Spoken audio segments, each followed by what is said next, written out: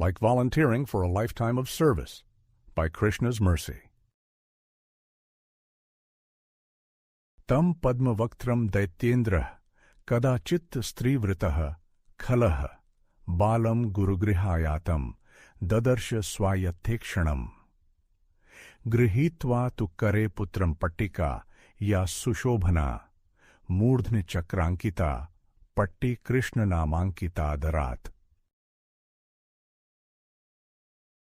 Quote, one time that wicked king of the Daityas saw his son of lotus-like face and beautiful eyes, surrounded by women, having returned from the home of the Guru. In his hand, that boy was holding a slate, which had the mark of a chakra at the top, and the name of Krishna, written with great adoration.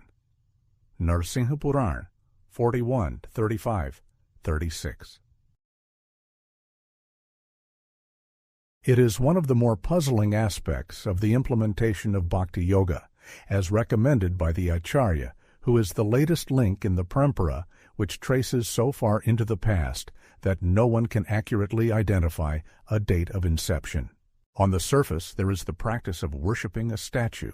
This is like the bank into which all the gains are deposited, like a place of safekeeping, but there is no visible balance to track. Yat karoshi yad ashnasi, yaj juhoshi dadasi yat tapasyasi kaunteya, tat kurushva mad arpanam.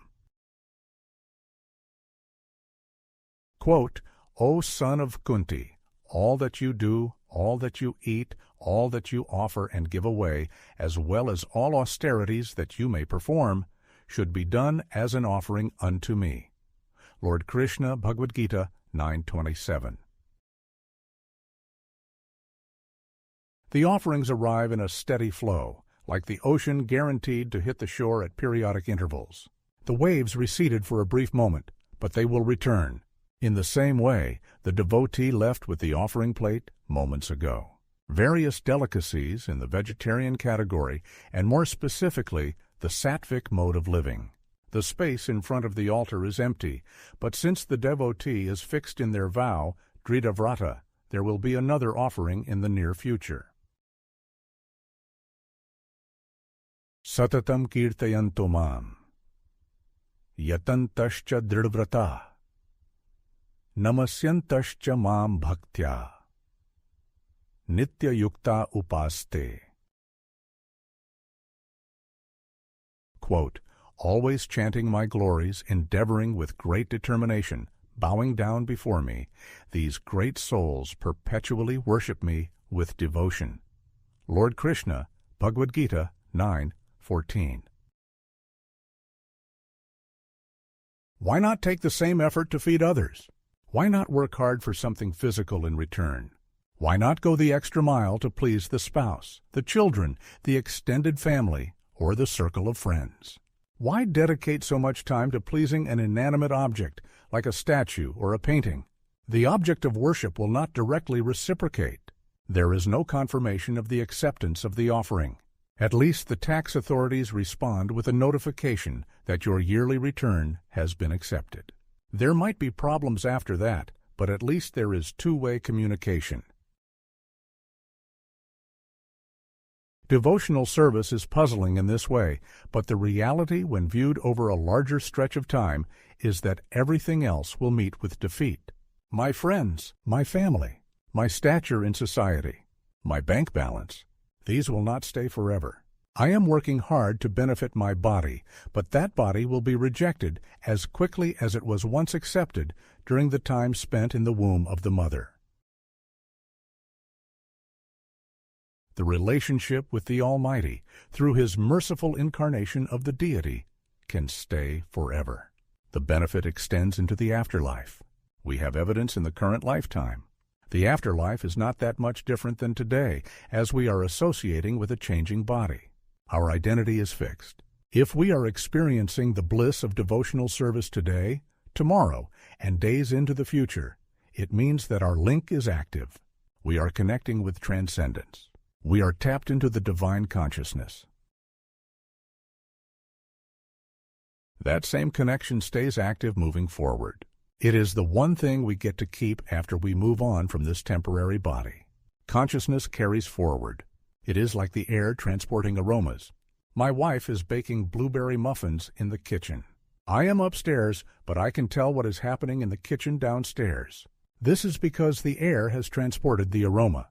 The same mechanism applies to consciousness, as described in Bhagavad-gita. Shariram yad avapnoti, yach chapya utkramtishvaraha, grihitvaitani sanyati, vayurgandhan ivashayat. Quote, the living entity in the material world carries his different conceptions of life from one body to another, as the air carries aromas. Lord Krishna, Bhagavad-gita 15:8. Someone like Hiranyakashipu cannot reconcile the concept of pure devotion, wherein the object of worship is compelled to reciprocate. Someone like Prahlad Maharaj worships spontaneously, out of affection. He will never turn the relationship into a business. He is not worshiping as part of a transaction that has a credit on the other side. The debit is the offering, and the credit would be some sort of personal benefit. This is the way Hiranyakashipu behaved. He had a transactional relationship with Lord Brahma, who is the Creator. Hiranyakashipu essentially tortured himself as a sign of allegiance. That extreme in austerity was enough to bring Brahma nearby, who was then ready to offer benedictions.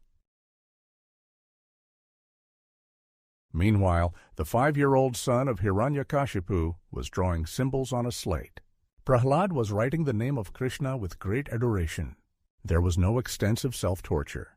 It is not like Prahlad had signed a lease carrying a stipulation of regular offerings made in exchange for use of a particular facility. Prahlad would continue to worship whether others approved or not. Whether there was a personal gain or imminent danger as a result of connecting with Vishnu, Prahlad understood the potential of a persistent consciousness focused on the permanent. The father could never understand, even when later meeting the object of worship face to face. In closing, towards painting to steer, for lifetime to volunteer, in a manner fixed and steady to offer everything ready, if to others taking the same, what in long term to gain? Since all destroyed by time, preserve this consciousness of mine.